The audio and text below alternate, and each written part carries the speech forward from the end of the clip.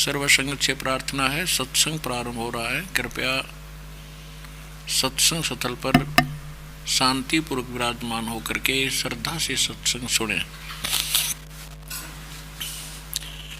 परमेश्वर की प्यारी आत्माओं से पुनर्निवेदन है, सत्संग प्रारंभ हो रहा है। कृपया सत्संग स्थल पर शांतिपूर्वक विराजमान होकर के श्रद्धा से सत्संग सुने। सत्सही परमात्मा की तलाश में ये आत्मा उसी दिन से लग गई जिस दिन से ये उससे बिछुड़कर यहाँ काल के लोक में आई थी।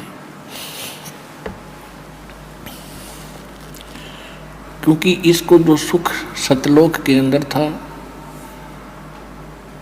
वो सुख यहाँ नहीं मिला, और इस काल भगवान ने हमारे को इतना ज्ञानी बना दिया, उस परमेश्वर का नामो निशान मिटा दिया।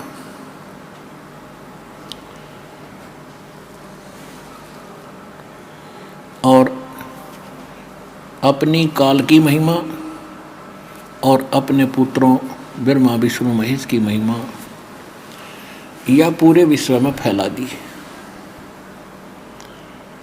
और इतना अज्ञान भर दिया कि आज तक किसी को ये नहीं मालूम था कि परमात्मा है कैसा। सभी परमात्मा को निराकार बताया करते थे, और सभी ये भी कहते थे कि सद्ग्रंथ जो हमारे हैं प्रत्येक पवित्र धर्म के,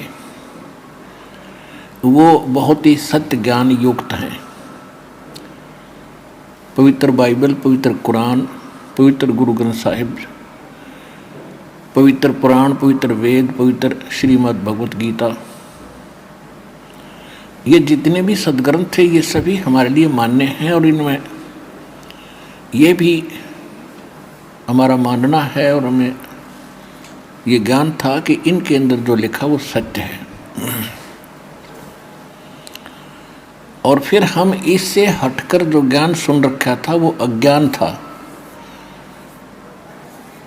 कि ब्रह्मा विष्णु महेश ये अजर अमर हैं, इनका कोई माता पिता नहीं है, इनकी जन्म मृत्यु नहीं होती है, यही सबके सृजनहार हैं, सारी सृष्टि के रचनहार यही हैं, और इन्हीं की भक्ति से जीव कल्याण होगा।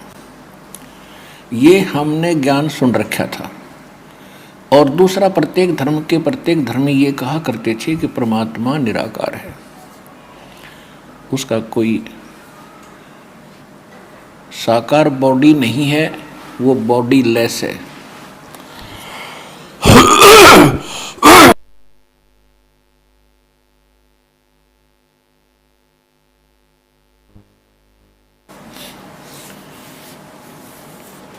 तो ये ज्ञान जो हम सुन रखा था ये उन्हीं सद्ग्रंथों की दुहाई दे करके, गवाही दे करके हमें बताया गया था।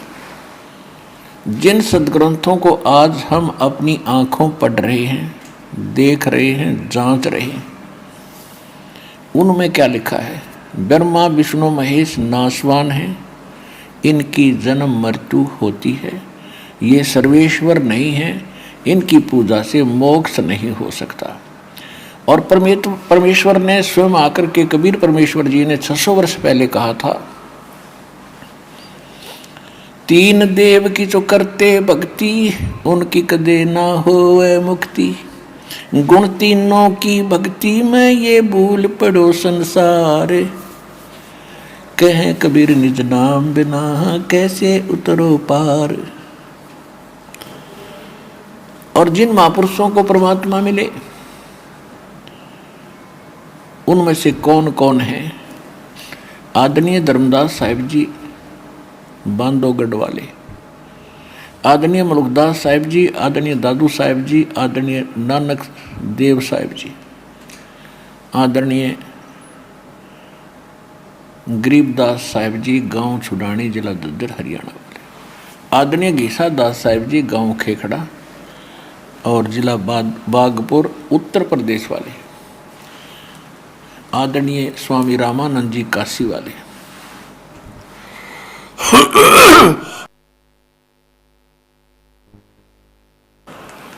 इन महापुरुषों को परमात्मा इस कलयुग के अंदर आकर सीधे मिले और इस दास को मिले,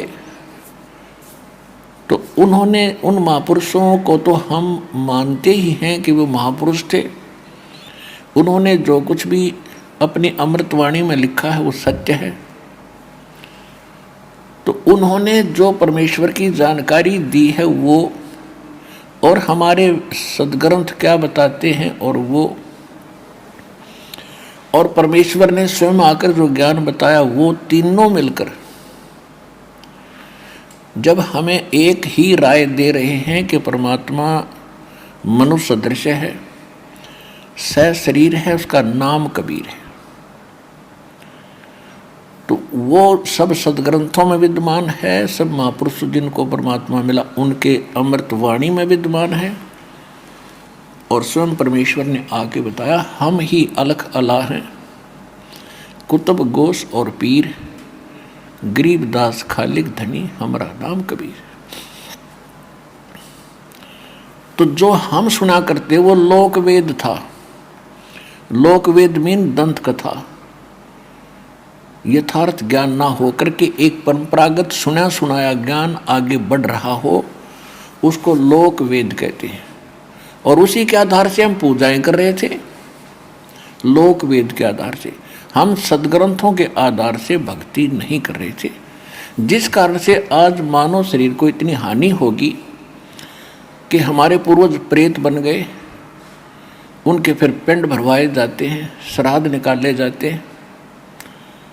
हम यहाँ पिंड और श्राद्ध के काम लगे हैं, वो मनमाना कहीं पशु बनकर घूम रहे होंगे।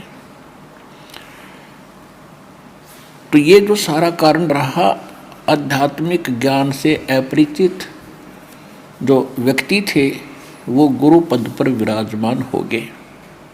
वो केवल एक भाषा जानते थे, संस्कृत,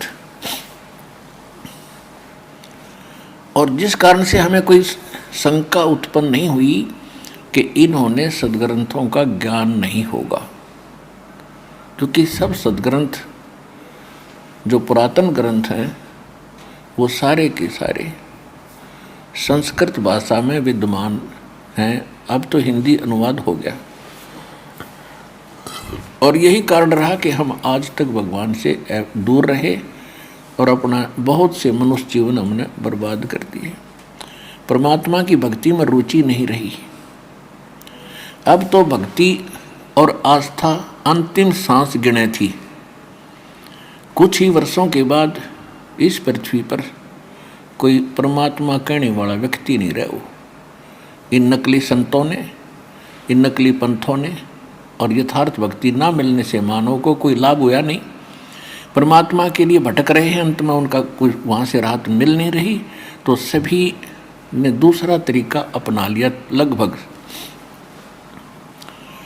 टेंशन परमात्मा से दूर होती है जब कर्म संस्कार बुरा खत्म हो जाएगा, टेंशन खत्म होगी, तो किसी प्रकार की है, रोग की है या अन्य कोई और कहानी है, कोई कारण है या कर्ज है, तो जब तक वो परमात्मा मिलेगा नहीं तो वो कर्म नहीं कटे। समर्थ भगवान नहीं मिलेगा तो कर्म नहीं कटेगा, पाप कर्म कटेगा नहीं, और पाप कर्म कटेगा नहीं तो टेंशन समाप्त नहीं हो सकती। तो वो ना साधना मिली, ना भक्त भगवान मिला हमारे को, ना कोई सा संत मिला कि उस ज्ञान को बतावे और हमारे इन पापों का नाश करावे। और जो महापुरुष जिस समय वो महापुरुष हुए हैं जिनको भगवान मिले, उन्होंने यही ज्ञान बताया जो दास आपको आज बता रहा है।